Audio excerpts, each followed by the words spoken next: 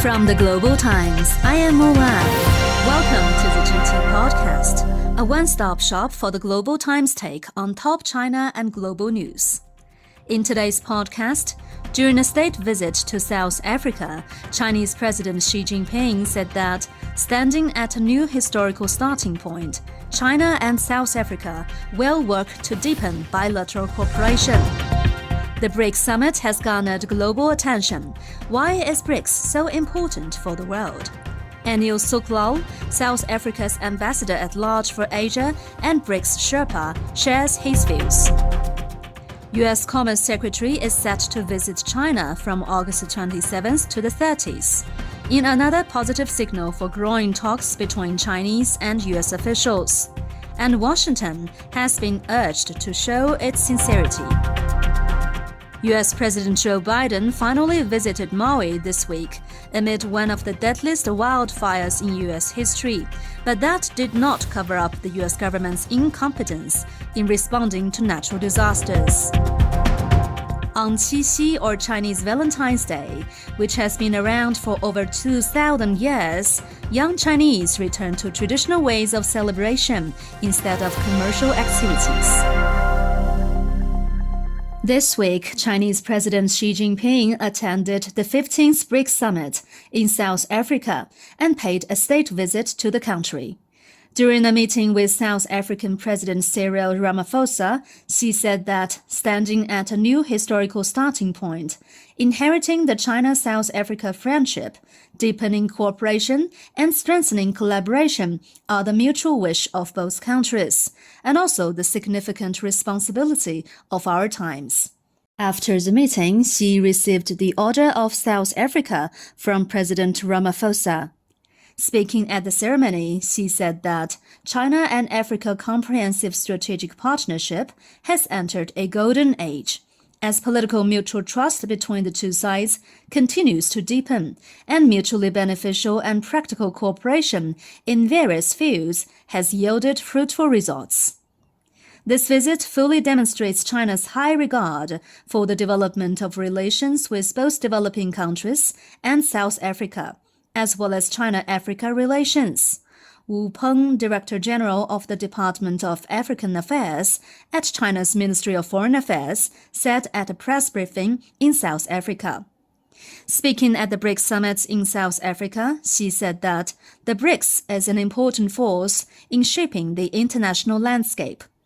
No matter how the international situation changes, the BRICS commitment to cooperation since the very beginning and the common aspiration will not change, Xi said.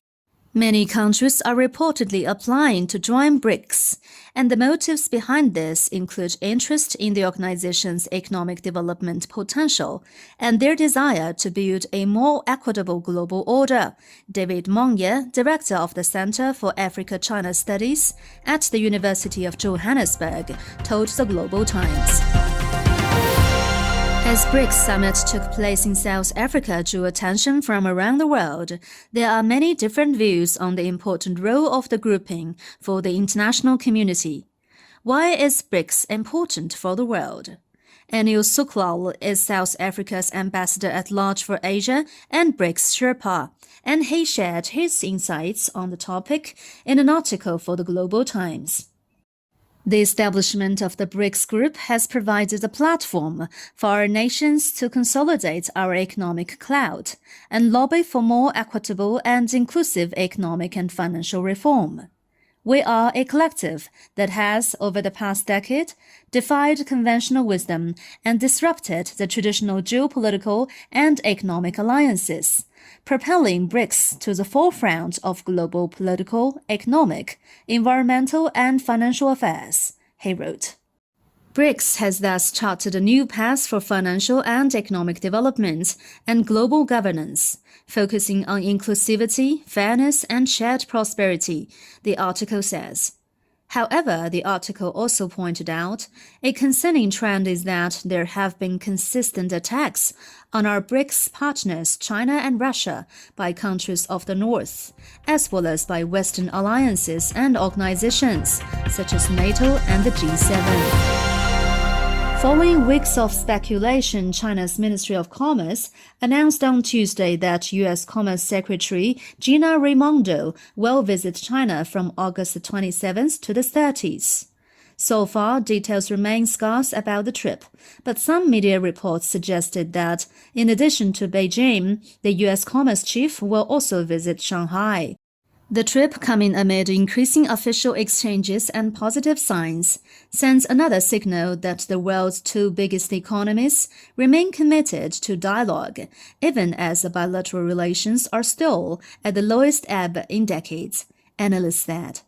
Notably, before the announcement of Raimondo's trip, the U.S. made several moves that Chinese experts describe as friendly gesture ahead of the talks. The U.S. removed 27 Chinese entities from its unverified list and approved 6 additional Chinese flights. During the closely watched visit, there are a litany of issues to be discussed, including China's concerns over the lingering U.S. punitive tariffs, crackdowns on Chinese firms, restrictions on trade and investments, and other issues.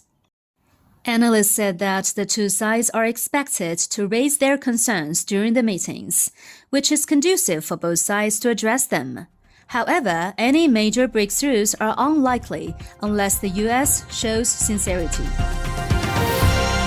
This week, U.S. President Joe Biden finally visited Maui, which has been dealing with one of the deadliest wildfires in modern U.S. history.